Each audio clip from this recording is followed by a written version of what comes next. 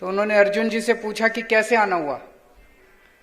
तो दुर्योधन अपमानित हो गया। उसने कहा जी पहले मैं आया था, आप पहले उससे क्यों पूछ रहे हो। तो उन्होंने ऊपर देखा, उन्होंने कहा हाँ आप बताओ। तो अर्जुन ने कहा जी हाँ पहले ही आए थे, इनसे पूछ लो। तो दुर्योधन ने कहा कि इस युद्ध के लिए मुझे आपकी सेना चाहिए। फिर उन्होंने अर्जुन से पूछा, तो अर्जुन ने कहा कि जी मुझे आपकी सेना नहीं चाहिए, मुझे तो भगवान श्री कृष्ण चाहिए। सुनिए ये कहानी। सो दोनों खुश, दुर्योधन को अपनी चीज मिल गई, अर्जुन जी को अपनी चीज मिल गई। हर चुनाव के पहले सारी पार्टियां व्यापारियों के पास आती हैं, सारी पार्टियां उद्योगपतियों के पास आती हैं। किस लिए आती हैं?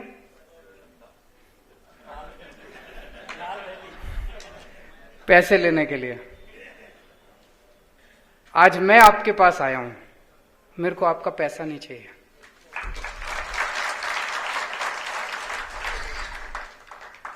मुझे आप चाहिए।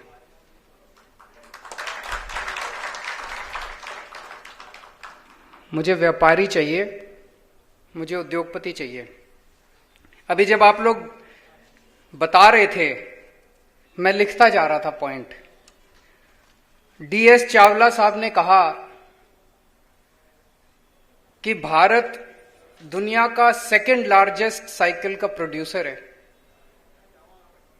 सबसे बड़ा प्रोड्यूसर चाइना 20 करोड़ साइकिल बनाता है, और second producer India 2 crore cycle बनाता है।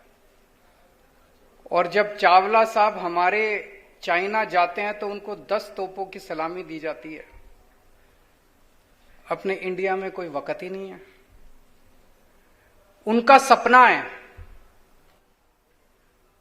कि इंडिया दुनिया का नंबर 1 मैन्युफैक्चरर बने, चाइना को भी टेक ओवर करे। और उनका विश्वास है कि ये हम कर सकते हैं।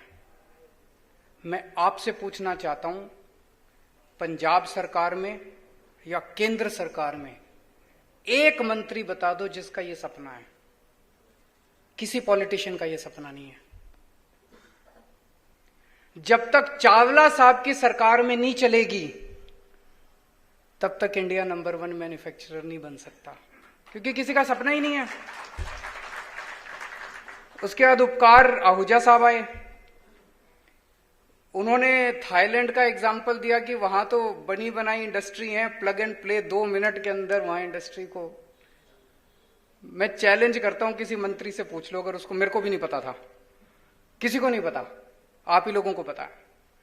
और उपकार साहब का एक स्टेटमेंट मेरे को बड़ा अच्छा लगा। उन्होंने कहा कि अगर हमें मौका मिले तो, कह रहे हैं ना कि लुधियाना मैनचेस्टर है दुनिया, पंजाब का, कहते हैं मैनचेस्टर को भी पीछे छोड़ देंगे।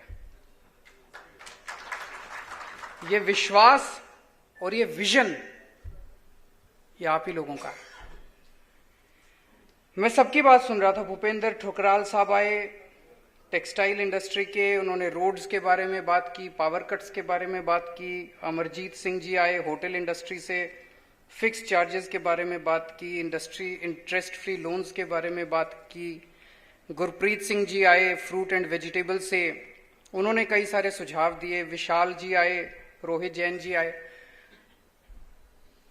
मेरा एक सुझाव है,